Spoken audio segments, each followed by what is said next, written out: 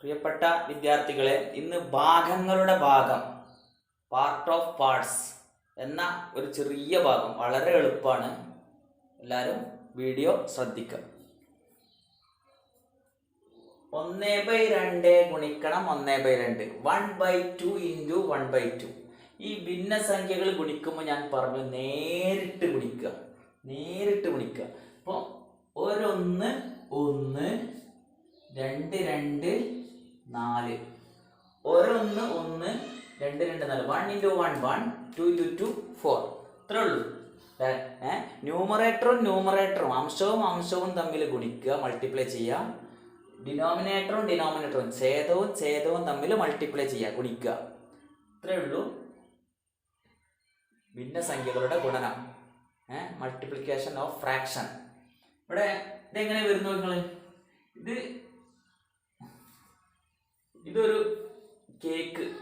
ഇതൊരു കേക്കാണ്. ആ കേക്കിന്റെ പകുതി അതാണ് 1/2.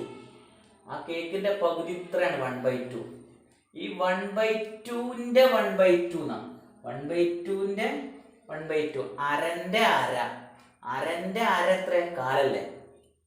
പകുതിയുടെ പകുതി, അരന്റെ അര പറഞ്ഞാൽ പകുതിയുടെ പകുതി, ഹാഫ് ഓഫ് ഹാഫ്, ഹാഫിന്റെ ഹാഫ്. അപ്പൊ എത്ര വരിക? 1/4. ക്വാർട്ടർ വരിക, കാല വരിക. അപ്പം 1/2ന്റെ 1/2 ആണ്. ഈ കേക്കിന്റെ 1/2 ഇത്ര, അതിൻ്റെയും പകുതി ഇത്ര. ഇതാണ് 4 ഭാഗം. 1 2 3 4, 4 ഭാഗം ഉണ്ടല്ലേ. അതിൽ അടുത്തൊരു ക്വസ്റ്റ്യൻ നോക്കിക്കോളി. 1/2 ഇൻറ്റു 1/3 എത്ര കിട്ടണം? 1 1 2 3 6. നേരെ ഗുണിക്കുകയാണ്. 1 1 2 3 6. 1 ഇൻറ്റു 1 1, 2 ഇൻറ്റു 3 6. ഒരു കേക്ക് 6. ഒരു കേക്കിന്റെ പകുതി പറഞ്ഞാൽ ഇതാ, അത് 1/2. 1/2ന്റെ 1/3, 1/2 ആണിത്. അതിലെ 1/3 ഭാഗം എന്ന് പറഞ്ഞാൽ ഇതാ.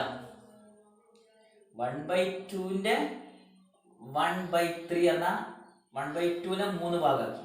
അതിലൊരു ഭാഗം, 1/3 ഭാഗം, 1/2 അരന്റെ 1/3 ഭാഗം. ഇത് അരന്റെ 1/3 ഭാഗം എന്ന് പറഞ്ഞാൽ ഇതാ. അപ്പൊ എത്ര ഉണ്ട്? 1 2 3 4 5 6, 6 ഭാഗം. 1/6 ആ, 6 ഭാഗം. അതാണ് 1 ഇൻറ്റു 1 1, 2 ഇൻറ്റു 3 6. ഇതാണ് ഇതിന്റെ ഇത്.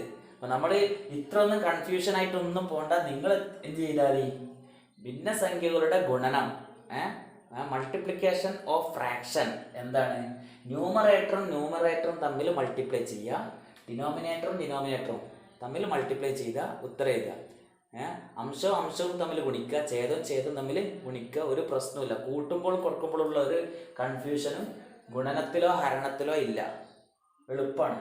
അപ്പൊ ഇതിൽ വേറെ ക്വസ്റ്റ്യൻ നോക്കി. 1 1 1/3 ഗുണിക്കണം 1/4, 3 4 12. ഇത്രേ ഉള്ളൂ.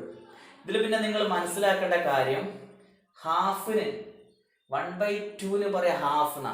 അപ്പൊ ക്വസ്റ്റ്യനിലൊക്കെ ചിലപ്പോൾ ഹാഫ് എന്ന് കൊടുത്തിട്ടുണ്ടാവും. ഹാഫ് എന്ന് കൊടുത്താൽ അവിടെ നിങ്ങൾ എഴുതേണ്ടത് 1/2 ആണ്. ഇനി ക്വാർട്ടർ എന്ന് കൊടുത്താൽ കാലിന് 1/4 ആണ്. പകുതി കാല്, ക്വാർട്ടർ. അതിന് 1/4 എന്ന് എഴുതാം. 4 ഭാഗമാണല്ലോ ഒരു സാധനത്തിന്, 4 ഭാഗമാണല്ലോ കാൽ ഭാഗം. അപ്പൊ 3/4 എന്ന് പറഞ്ഞാൽ 3 ക്വാർട്ടർ എന്നാണ്. ഇപ്പൊ ക്വസ്റ്റ്യനിൽ എവിടെയെങ്കിലും ഇങ്ങനെ വരുമ്പോൾ നിങ്ങൾ ഓർക്കേണ്ടത് ഹാഫ് പറഞ്ഞാൽ 1/2 ആണ്, ക്വാർട്ടർ എന്ന് പറഞ്ഞാൽ 1/4 ആണ്, 3 ക്വാർട്ടർ എന്ന് പറഞ്ഞാൽ 3/4 ആണ്, മുക്കാൽ എന്ന് പറഞ്ഞാൽ 3/4 ആണ്. അപ്പൊ ഇത് ഓർക്കണം, ഇത് പഠിച്ചു നോക്കണം. ഈ കാര്യങ്ങൾ നോട്ട്ബുക്കിലേക്ക് എഴുതി വെക്കുക.